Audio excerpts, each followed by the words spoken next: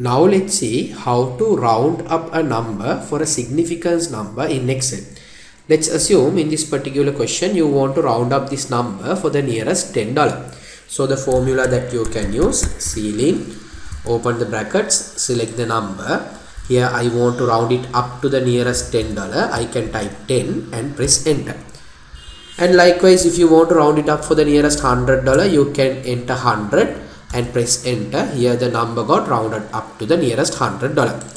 If you want to round it up to the nearest $1000, you can type 1000 and hit enter.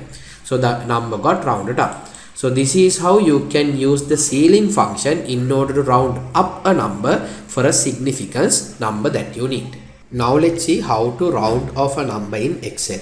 The formula that you have to use equals round, open the brackets,